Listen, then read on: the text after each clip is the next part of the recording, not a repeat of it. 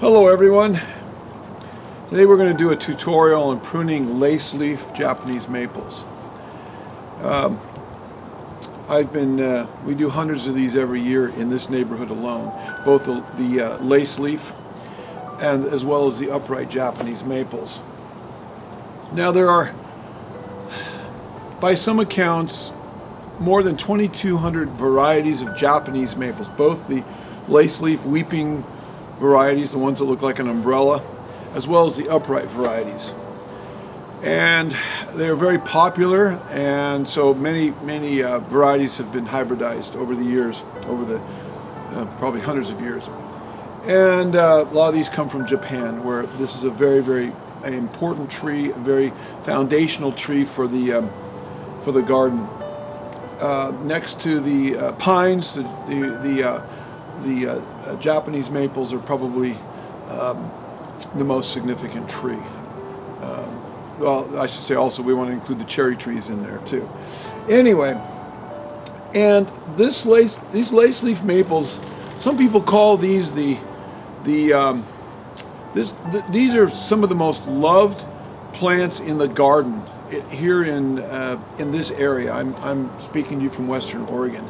I would say the Pacific Northwest, because I've worked with plants in the landscaping nursery business, the family business, both in Oregon and Washington, but most of my professional career has been down here in the Willamette Valley, Portland area. And the lace leaf Japanese maple are kind of the crown prince of the landscape.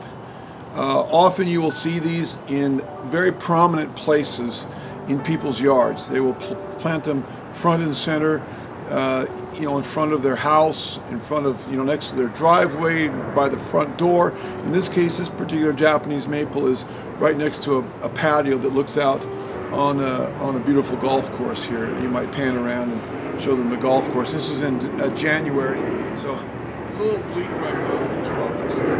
This is a great time to do a tutorial on pruning Japanese maples. Now, I'm pruning these all year long, and these can be pruned any time of the year in this region. In this region, it's very temperate, so we don't get really cold temperatures. Although I have pruned them. One time I was out pruning a Japanese maple. It was an upright. It was a coral bark maple. When it was about 12 degrees outside. In fact, as I was making cuts, it was water was coming out. There was a little bit of flow. And icicles, 1 inch long icicles were forming. People say, oh, you should never do that. Well, I did, and that tree is fine. I've pruned on it since then. It's here in this neighborhood, and it hasn't hurt the tree one bit. I would say it's probably not the most ideal time to do it, but when the trees are dormant is always a great time. I mean, when the trees are in their dormant stage, this is a time to do you can do a lot of pruning. The nutrients of the trees are down in the ground and not so much up in the wood or the crown of the tree. But I'm pruning these all year long, literally all year long, and I've been doing it for decades, and I've never seen any deleterious effects from it. From a lot of experience and many times working on the same trees. I have trees that I've been pruning for 20 years for people in this neighborhood alone, and at all times of the year. So I'm not really too worried about that. And we could talk about, there's times when you might want to prune. Well, I'll just kind of go over this real quickly. This is in the winter time, and this tree hasn't been pruned in a few years. It looks like it's quite a few years actually. And so we're going to kind of go through it.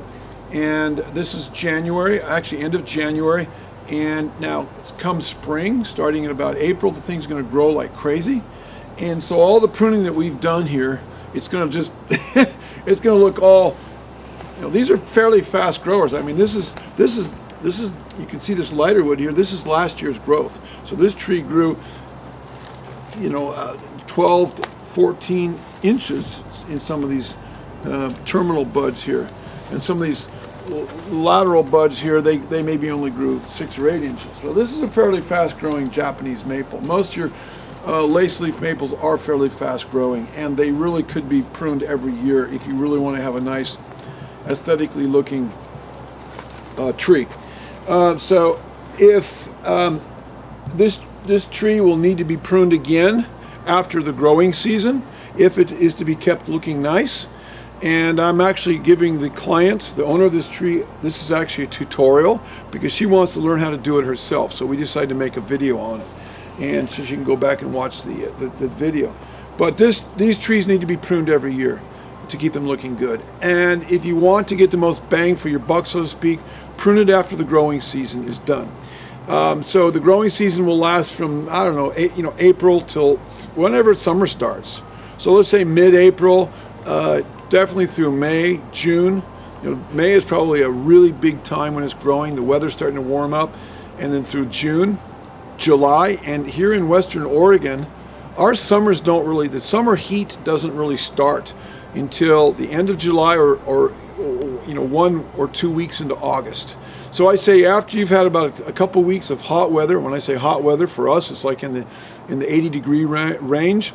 That's when the trees, these type of trees go into their what we might call summer dormancy. They just, the heat is too much. They stop putting out new growth and they kind of pull back. And then you can do a pruning at that time, and you will have your tree looking really good because it will put out very little growth, if any, maybe a few shoots, but very little until next spring when it starts to grow again, like in April. Now, I have some of my clients have me prune these kind of mid-growing season because they like a real full, less manicured look. And so if you want a less manicured look and a more of a fountain look, you maybe prune it in middle of May. The longer you wait in the season, the less growth you'll get. When I say in the season, the longer you wait in the growing season, the less growth you will get. So if you want a little bit of a kind of a less manicured, more of a wild look, then if you want a little bit, then maybe prune it in June and you'll get a little bit of growth. If you want more, prune it in April and you'll get probably twice as much growth. If you want a lot of growth, prune it at the beginning of the season, and in a couple months it'll look like you didn't even prune it. So that's how I gauge. I often will talk to my clients and say, okay, what do you want the final thing to look like? And this goes for the upright Japanese maples as well. Okay, so that's a brief word about timing. The next thing I want to talk about is pruning styles. Now, pruning is a science and an art. And so it's important to prune a tree based on a knowledge of its growing habits and its structure and how it grows. And let me just say briefly a word about that. All trees trees and shrubs have a geometric shape that they replicate. This grows like a fountain or like an umbrella. Over here we see, if you pan over there to these columnar boxwoods, they're growing like spires. They're kind of conical. Out here on the golf course, we have, this is great opportunity. We see it's either a red oak or a scarlet oak. I'm not sure which one it is. The leaves are off. It's hard to tell. But it kind of grows like a, you can see how it grows. It kind of grows like an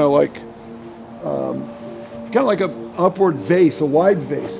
Across the golf course there, and there's another one over there. You see some sequoias, some redwood sequoia trees, and they grow more pyramidal. Over there is a deodara cedar, and it's growing more pyramidal. Most of your conifers do grow in what we call an X-current or more of a isosceles triangle or pyramid shape. So every tree has kind of a geometric shape.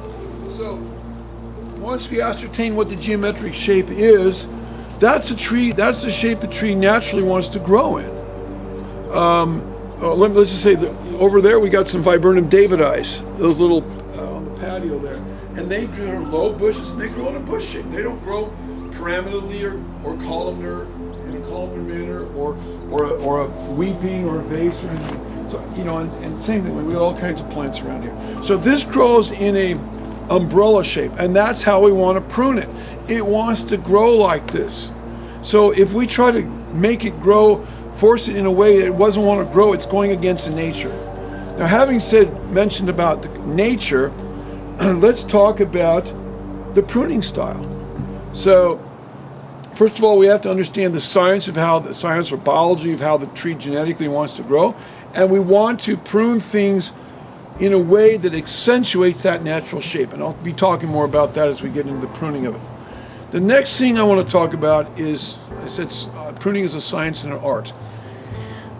Art is imposing your own viewpoint on something, or interpreting something a certain way, in a way that, you know, that you bring a concept into your own mind, and through your emotions, your heart, your viewpoint, or whatever, and then you're creating something.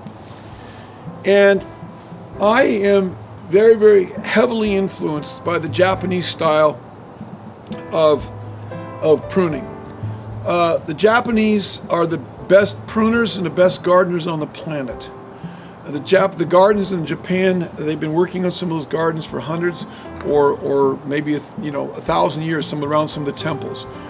And I am very much informed and inspired by the bonsai and Niwaki style of pruning, of Japanese pruning. And the Japanese have been doing it for like 1,000 years, and they got this style from the Buddhist monks of China, who had been doing it for 1,000 years before that, or whatever, a long time at least. And so I can't get a whole lot into the concept of Niwaki, which literally means garden trees. There's not really a good English word or phrase that translates that Japanese word. With regard to bonsai, that's the trees that are grown in the small pots. That's what bonsai means. It means small pot. So obviously this is not a bonsai, but the pruning styles of Niwaki and bonsai are very similar. And what do I mean by that? They're similar in that they replicate nature. So again, without going too deep into the weeds about Niwaki, because Niwaki is also influenced by Zen Buddhism, and Zen Buddhism's concept of art, symmetry, balance, harmony, simplicity. There's about 7 different points that when we're pruning, we keep these things in mind. And that's really, it's the Buddhist monks would look at nature, and they would see, and they would try to replicate that, because that's what makes us feel good. That's what gives us inner peace, is nature. Whether it's a waterfall, or running water, a stream, or the clouds, or the way trees are naturally formed and shaped and growing in the wild. That's what naturally gives most human beings great peace. And so, because the Buddhist monks were looking for that kind of that ideal Garden of Eden sublimity, and they created gardens around their temples, then they developed these concepts of balance, harmony, symmetry, asymmetry, peacefulness, simplicity, all these things that they saw in nature, and they brought that into their gardens, and they created gardens that replicated this. And this is what I would call God's style of pruning. Now, when I say God, I believe I'm a Bible believer. I'm a Christian, and I believe in the God of the Bible. And I believe He created everything. But whether that's your idea or not, that's between you and Him. But the fact is, let's say nature, how nature prunes things, and nature prunes things naturally. Well, sometimes it's not so naturally if a windstorm or ice storm hits, but think of the stereotypical pine tree hanging over a cliff overlooking the ocean, and how it's kind of layered, and there's a few dead branches, but most of the dead branches have been culled out, and it just has this kind of this windswept look. Or think of some of the trees up on, for those of you that get up in the mountains, I'm talking about the alpine areas where there's snow and ice many months of the year, and you will see trees that are just have interesting shapes, and and they're naturally kind of been thinned and layered, and there's some of them are they're very small, but even one that's this big around might be 200 or 300 years old because the growing season is so harsh and so short. But they're beautiful. Often the Japanese bonsai artists will go out there and dig these up. They're called collected species, and they will bring them in and plant them in their nurseries, and then they will sell them for thousands of dollars after they've worked with them. Or they will take plants and they will try to create that artificially, but to look natural. And also the other example I like to use is here in Oregon, Western Oregon, we have a lot of oak trees, Oregon white oaks, Quercus garryana. And you see these giant oak trees that are 150, 200, 300 years old out in the middle of these pastures, out in the middle of fields, and some of them are this big around, and they're just beautifully. Got a beautiful branching structure. All the branches are equidistant from each other, and there's just a balance and a symmetry there that is just like, it's really, really beautiful. And for most people, that is a beautiful thing to look at. So I prune in that style. I prune in a very naturalistic style. Not everybody prunes Japanese maples that way. Some people prune Japanese maples in an artificial manner. Now let me give you an example of how I don't prune, but I've seen people do this, where they'll leave little stubs like this. They cut that one off, and then they'll just leave these little stubs and these little things coming out. But that's not how the tree wants to grow. The tree wants to grow like this. It doesn't grow up and then over and with these little nubbins sticking up. Now, I have seen people prune that way. I've even seen Japanese people prune that way. But that's not a real natural way to prune. It's an artificial way, and if you like that look, God bless you. But I take my cue from the Portland, Oregon Japanese gardens. The Portland, Oregon, let me just say a little plug about them. The Portland, Oregon Japanese gardens, which are about 20 miles from where I live, where I'm talking to you right now, are world class. They're some of the best Japanese gardens on the planet. How do I know that? Well, they are considered, of the 300 Japanese gardens in North America, Canada and United States, I don't know if there's any in Mexico, it is considered to be the primo Japanese gardens in North America. I have done a lot of research on the internet, and there, by some accounts, it is the top Japanese gardens in the world outside of Japan, of Japanese gardens. By other accounts, it is in the top 10 of Japanese gardens in the world, with the other 9 being in Japan. And by other accounts, it is considered one of the top, in the top 10 to 20, I don't remember the statistic, but one of the sites I looked at, considered one of the top gardens in the world of all kinds of gardens, Japanese or what have you. So these are world class, and I regularly take field trips up there, and we take study sessions and go up there to see how they are pruning their yeah. We're on a golf course here, and a golf ball just hit a tree and ricocheted off and almost came over toward us. Anyway, we go up there, and my crew and I, and we study how they do it, and this is how they do it. So, hey, I mean, I can't argue with the experts. They're probably better than I'll ever be, but that's how I'm informed. Now, I will say this also. Sometimes some of the Japanese maples that they have up at the Portland, Oregon Japanese Gardens, some of them they leave really open.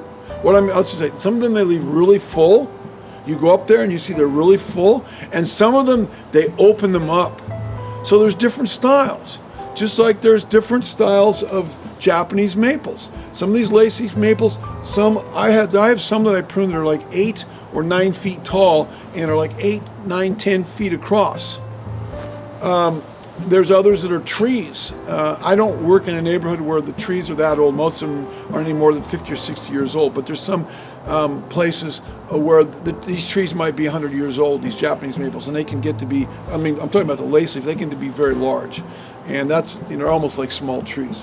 Most of the ones I work on are this size or 2 or 3 times this size or smaller. Okay, so I prune in a very natural style, and I'm going to leave this one pretty full, but I am going to layer it. And we'll talk about that as we go. So the first step. So, you know, some people say, "Oh, he just gassed on and on about all this stuff." Hey, you know, if you don't like it, switch the channel. But I get people complain, "Oh, he just talked all this about this and that and didn't get to the point." But this information is important to know. It's important to lay a foundation of why we are doing what we're doing and the reasons and so forth before we just launch into something. I want you to understand that where I'm coming from and what my modus operandi is and what my background and understanding is, and hopefully maybe some of you will go and study the Japanese style of pruning and you know, the Niwaki style and dig into it a little bit deeper, as I have done. Okay, so when I come to I usually have two tools. This is a little dull. I'm going to actually sharpen it. I got my trusty, it's right there. Yeah, I got my trusty Felco pruners, and then I have a pruning saw, and I use a Silky, Japanese. These are Swiss made, and these are Silky is a saw company. It's Japanese, and it's the best. It's the best saw I've ever used, and a lot of arborists use them. And I use them for all my pruning saws are all Silkies. And I'm going to put a quick edge on my pruners. I should have pruned them first, but I pull out my handy Leatherman. I ought to be putting on this YouTube channel, I ought to be putting links to these manufacturers, make a buck off of it, but that's okay. I like this Leatherman because it's got a diamond embedded steel sharpening blade. The first thing I will do is I will go through and cut out all the dead wood. So there's a bunch of dead wood in here, and I'm going to cut it out first. Get it out of the way because it's just cluttering the issue. And I'll just get it out of here.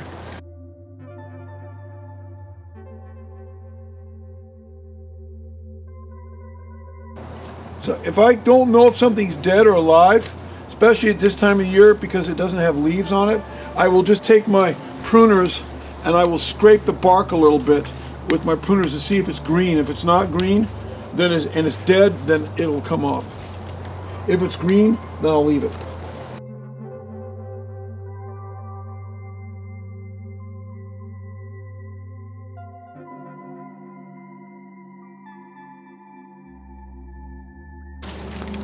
Okay, now I've got most of the dead branches out. There's still some little ones, and I'll do some cleaning as I go.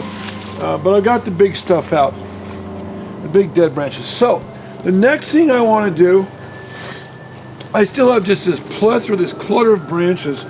So the next thing I want to do is go through and remove branches that are crossing each other and going cross-grained to the overall shape of the tree. So, for example, this tree, imagine like the ribs of an umbrella. And so if you have everything kind of going like the ribs of the umbrella, and you have another branch that goes that way or goes that way, the tree wants to grow this way, and you got a branch that grows, you know, in a skewed way, that's the kind of stuff we want to remove. Now, the only time I don't remove a branch like that is if by removing it, it leaves a big, huge hole in the crown. It's better to leave a branch that goes the wrong direction than to have a big old gouge out of the side of the crown of the tree. So unless you're going for that look, but as long as there's plenty of other branches that can take its place and not leave a big hole in the tree, I will remove major branches that are going cross-grain to the overall shape of the tree. Remember the geometric idea. In this case, we're talking about a fountain or like an umbrella, a weeping motion. Also, when I am going through removing major wood, I am also thinking of layering. So I want to establish some layers. So we have planes here. We have planes. This is a fairly flat tree, but even as flat as it is, we have a layer here. We have a layer here. We got some layers down here, and I want to separate the layers out. That gives air and more spatial dimension to the tree and interest to have layers. Again, think of the oak tree out in the middle of the, this is not an oak, it'll never will be, but just think of the oak tree or some of the trees that are hundreds of years old that naturally have layered themselves. They're not just full of a plethora of branches, but they've naturally layered themselves to give us this nice, balanced, mature look. And that's what the Japanese Niwaki style of pruning is, to give a tree a mature look and do it in a short period of time instead of waiting hundreds of years. And that's what the bonsai artists do. They take a little tree and they make it look like it's hundreds of years old by doing things with it, by manipulating its branches and manipulating its growth to make it look really old, when it may only be, a few decades old, but it looks like it's hundreds of years old. And again, that gives us that sense of peace, stability, restfulness, maturity, age, and in a certain sense, this is what I'm trying to do here. Obviously, we're not carrying to the extreme that they would with a bonsai. So I'm going to start removing branches that go up, that are, this one comes clear up, runs cross-grain to the tree, and I'm looking for branches that really go against. I'm trying to open things up and remove duplication.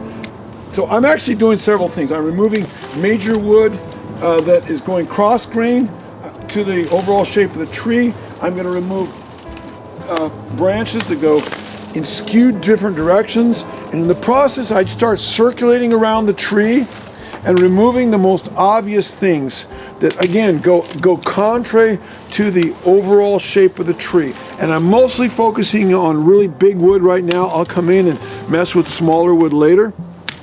But I'm focusing, I want to open things up and get some little bit of simplicity going on here. This branch starts clear over here, and then it goes, and it conflicts and moves right into all those branches. He's coming off. This branch wants to go down, but this guy wants to come out, and I really don't need him because I've got a nice layer here and a nice layer there, so we don't need that intermediate layer. We've got a lot of duplication going on here. And often in bonsai, and the principle applies in Niwaki also, is they say cut back to the shortest branch, cut back to the smallest branch possible. So in this case, we're going to take him off and leave that guy. I'll deal with the rest of it. I'm going to take this off, leave that. Now I'm getting fussy. So let's my temptation is to do that, but let's keep it simple for the student learning here, and let's just stick mostly with big wood. So I am removing big stuff, and as we go along, you are going to begin to see a shape begin to emerge, a picture begin to be painted, and you'll see this transformation of this tree. Here's a branch that goes clear. We got a layer going here, and this branch goes clear down into that layer below it. So we're going to take it off, and again, I'm mostly trying to focus on really big branches, and we can fine tune later. Okay, so this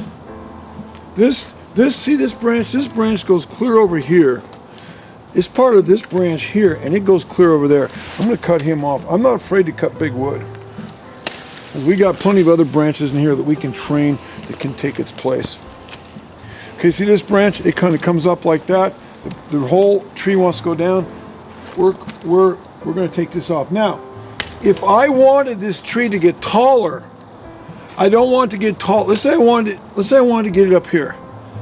I I don't want it to grow from the center or from the outside, and so you get this center, this sunken and hollow, and then it kind of swoops up on the outside. That looks goofy. I let it come up from the middle and then come out like that. Although this tree, the way it was trained in the nursery, I don't think that's its growing habit. So, you know, we got to work with nature. This branch goes up, this comes up, get that out. It's just there for demonstration purposes. So this branch, see, this branch comes clear over here. I am going to, okay, so I can prune this really hard at this time of the year. I'm going to do a hard pruning on this because it's going to be growing like crazy in a couple months. Well, this is February. This is end of January. So in about 3 months, 2.5 months or so, 3 months, by the time we get into April, especially May and June, this thing's going to be growing like crazy. So because this hasn't been pruned in so long, I'm going to do a little bit heavier pruning than I might do on one that had been pruned on a regular basis. So this one swoops down. I like this branch here, but then there's a little guy that comes out here. I'm going to cut that off there. And if I don't like it, I can always come back to it later. So right now I'm just kind of going around, cutting off branches that I... See, look at that. Look at this one. This branch goes here, and then we got one that goes... Talk about cross grain. This one is really cross grain. This one grows straight up. No good. It doesn't accentuate or help the overall shape of the tree to have one. This branch is growing cross over the top of that one. However, this branch starts clear over here. This branch really follows the shape of the tree a little bit better. And I mean, we could leave this one or we could take that one off. I'm actually going to take this one off, let these two grow together, and who knows, I might come back to it, and as the shape changes, or as I, you know, spend more time on this, I may take some more off. You know, it's an evolving thing. I'm going to take that off. Take this, let's see, take that off. So again, branches that kind of go in the wrong direction are coming off. And you notice we're accentuating the kind of the umbrella shape of the whole tree, which is the way it wants to grow anyway. So, let's get that one off. That one's going the wrong direction. So sometimes, and if I come to an area where I'm not sure, I'm in a quandary about, I'll leave it and come back to it. Maybe my perspective has changed. But now look at this, how much better this tree already looks. Just by getting some of that crisscrossing stuff off. Okay? It's already starting to come along. I'm going to take this branch off here in the middle. It makes a right angle, comes up. That doesn't do anything for the symmetry, the simplicity, the beauty, the art of the tree. Let's come along here and do some more. Okay, this branch starts here and it goes clear over into this branch over here. I want to keep this branch, but I don't need that one. This one comes straight up, a 90-degree angle almost from that one. That's coming off. Now we got some more dead stuff. I'm just going to peel that dead stuff off with my fingers here. These break off pretty easily. In fact, some of these, this time of year with some of these branches, you can just about break off with your fingers. Some of these little branches. So I was in a dilemma here. I like this branch. It's a nice, so I think I'm going to keep it. I could cut it off and let it grow, but I do like how it's growing out like that. We got room for it to grow here. It's not hurting anything. So I think I'm going to actually cut off. Yeah. And I'm going to tip it back a little bit. We don't want it to grow out too far. And let's see here. Got a lot going on in there. Again, I'm trying to simplify so we don't have too much. Again, I'll come back to that. I'm not totally happy with how that looks, but it's moving in the right direction. Okay. And again, I'm removing duplication. If I see two branches are growing parallel to each other, then I'll remove one and keep the other, whichever one I think is the healthiest and the most promising for its future growth. And this one, I'd rather have shorter branches on top and longer branches on the bottom. That helps the symmetry. So this is a branch on the top, but it goes clear out over here. See, this branch was lower. I didn't mind keeping a longer one. I'll cut that off. But I'm going to cut this off here, back to this little guy. And the Japanese are doing this all the time. They're cutting big branches back to small branches. You know, I'm a certified arborist, and we got this thing called aspect ratio. Now, that has to do more with bigger trees and bigger trunks, not small trees like that. And don't argue with me about aspect ratio. The Japanese have been doing this for thousands of years, or hundreds, well, probably 1,000 years at least. And when aspect ratio does not apply to little wood like this, it can heal itself over. If we're talking about the big oak trees out here on the golf course, whole different thing. So anyway, you know, I find that the Japanese are very good at violating some of the rules that like with regard to topping, you know, that some of the arboricultural standards say you should never do, and yet they're out there doing it. But they're doing it intelligently in a way that doesn't harm the tree. And we're not talking about big trees that are 100 feet tall and have a trunk this big, but they're doing it with pine trees all the time. They're topping them in order to make new tops at a smaller level, and then they're managing it. And they're not letting the tops get away. People have gotten on my case, some of the YouTube videos. Oh, you're topping. You know, how can you do that? That goes against the ANSI standards, and they quote all this garbage. Well, I'm not saying it's garbage, but they're like, you know, the ANSI standards are great, but it doesn't apply. They don't always apply to this kind of very specific, stylized, very careful pruning techniques. And I mean, these people that get on and want to argue about that, it drives me crazy. Like, they're just revealing their ignorance. They can't think outside the box. So, and that they're very narrow in their understandings of pruning. You know, all they know is, I don't know what they know. And these are, you know, some of those standards that apply to big trees don't always apply to, you know, this style of pruning.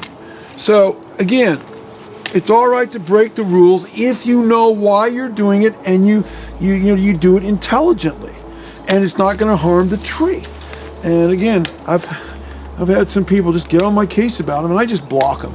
Like, you know, if you're going to argue with me, I don't have time to argue with you. You know, go learn from the Japanese, and you know, and get back to me later. Anyway, I have a lot of happy customers, so that's all that matters. Good, happy, paying customers, and we'll let the nitwits argue among themselves. But I'm not going to be part of it. All right, get off my high horse here. Get back to pruning. So, see, take a look at this already. This tree is looking so much better, and we're not even quite done yet. I could have probably had this tree done by now if I wasn't stopping to explain. But notice, in fact, we need to get a rake and pull that away so you can see how good. But we'll get a rake and pull the dead branches away, or the trimmings away when we get done, and then you'll see this tree will really show off nicely. All right, so now I'm going to go. Notice, this is my style. I'm not saying everybody else has to do it this way, but I circulate around the tree and I'm looking for anomalies and things that bother my artistic sensitivities. And I'm looking for, again, still removing duplication, removing crisscrossing branches, removing things that I think do not add much beauty to the tree, or by removing them it accentuates the beauty. I'm also looking for areas where there's too much going on. I'm trying to create simplicity and open up spaces and layers, and create a lot of I want some openness, but I don't want it to be too open. I want it to look really natural. So this branch grows down into this branch, so I'm going to cut him off. We got some openness there, and we got too much going on here. I'm going to cut that guy off. I don't know if I like, maybe I shouldn't have done that. You know, sometimes you make mistakes. I just come back and And if you do a real bad butcher job on your Japanese maple, you know what? Like a bad haircut, it'll grow back. Some people are scared, really scared to prune their Japanese maples. And I remember, we're talking 50 years ago, when I was watching my dad prune Japanese maples. This is a 3-generation business, and our family's been doing this for 60 years. And I learned from my dad and other people. And I was just like petrified that I would ruin this beautiful Japanese maple. And for years, I was afraid to do it. And then I began to realize, once I got into it, had my own business, which I've had for 35 years, I realized that, you know what? These things, if you do make a mistake, they'll grow back. These are ferocious growers.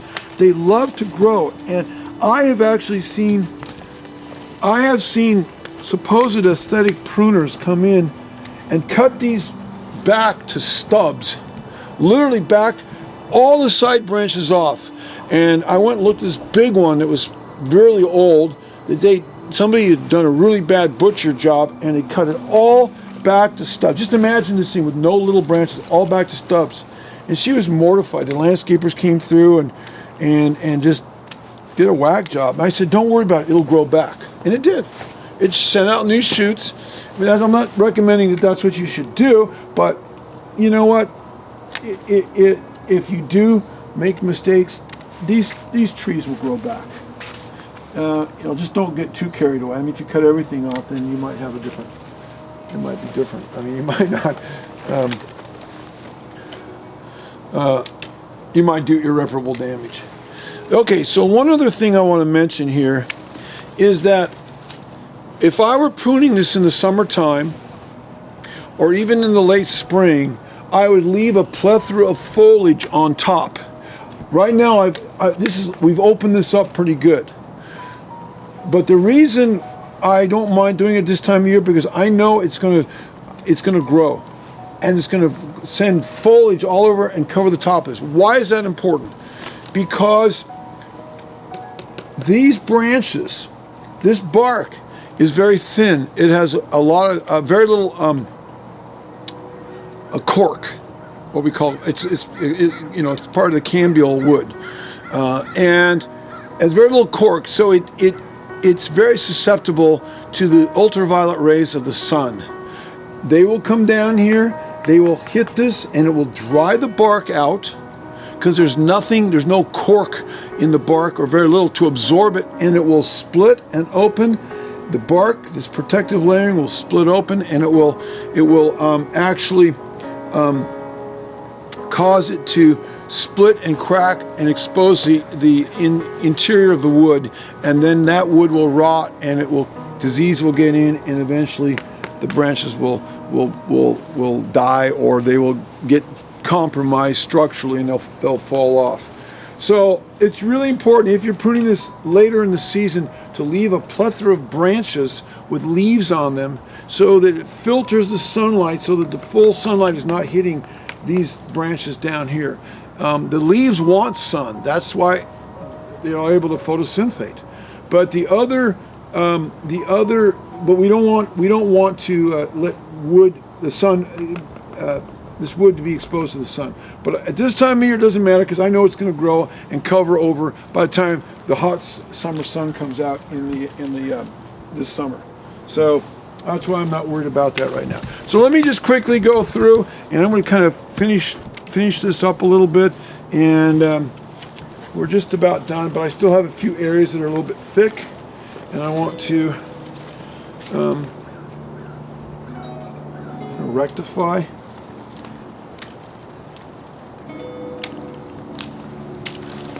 So right now I'm looking for thick areas. I'm looking for areas where there's too many branches going on. And maybe some of the really long branches I'll tip back a little bit. And looking for branches maybe that are conflicting with each other. I don't mind leaving a few long branches, but they don't all need to be clear out. We can have branches of different lengths. It creates more interest that way. Have some that are shorter, some that are longer. And that way you've got foliage coming out at different places on the tree. And think simplicity. Think simplicity. So when there's a lot of clutter, that's not a lot of simplicity. And simplicity is one thing that the Japanese gardeners are really, really big on. So right now I'm going to tip back some that are a little bit longer. And I'm going to go around one more time and look for anything that just bugs me, bugs my eye. Look for any crisscrossing branches, any dead little branches that are dead, that are still there, that I maybe missed. So my style is to just kind of keep circulating around, and I'm not saying that's what everybody does, but that's what I do. I keep circulating around, and I just keep working the tree and bringing it into the shape that I want, and just fussing over it, I guess you could say. And again, you know, some of the branches I'm cutting off, you might have been able to leave them. And again, this is the art part of it. Somebody might have a little different opinion about it, and that's okay. You know, maybe you should have left this branch, maybe you should have left that branch, cut this one off instead. And there's nothing wrong with that, okay? Sometimes there's not a right or wrong way. The general principles of pruning, yeah, there are right and wrong ways, but the specifics of cutting a branch off, whether you cut this one off or leave that one, you know, sometimes there can be more than one opinion, and that's where the artistry of the artist comes in. You know, he or she might have a little different view and a different interpretation, and that's all right. It's good to have a little variety in life. I don't have a problem with that. Okay, you know, like I like to say, it takes two people. I had an artist friend of mine tell me once, it takes two people to paint a picture. One to paint the picture and one to know when to stop. So I say the same thing about pruning. One to prune it, one to know when to stop. And you keep fussing until there's nothing left, and then you're really in a bad place. Alrighty, Jared, do you see, Mr. Cameraman, my son, who's also a very good pruner, do you see anything that bugs you? I think. What about that one? Yeah, that's hard to know. I mean, not everything's going to be perfectly. I mean, we could cut that off. Yeah, I mean, yeah. I could have left it too, but I'd rather go for more simplicity than complexity. That one, that's coming up at a weird angle. Problem is, there's not really a good bud to cut it off at. You know what? Cut that off and leave that. Yeah, this one. So that kind of goes in a weird angle. So we'll cut him off. Why? Because these little guys are coming out here and they're going to fill in. Next year they'll be bigger and we can train them. So we got rid of that one. Yeah, good eye, Jared. He's going to be a better pruner than me one of these days. He's already very good for 22 years old. All right. I think we'll leave it there. So we have just raked out the trimmings, the prunings, and here's the tree. We'll walk around from all of its angles. Like I said earlier, we pruned this. I pruned it very heavily. If I had been pruning this in the spring, or let's say in the summer, or even mid-growing season, I wouldn't have pruned it so heavily. But I know it's going to grow like crazy, so I pruned it real heavily. Plus, it hadn't been pruned in years, so I wanted to restructure it to kind of remove some of the bad branches that were going in the wrong direction. So, again, this is in end of January, and so be aware that prune a little heavier than would have been done if it would have been doing it mid-growing season or certainly in the summertime. Hope you enjoyed this.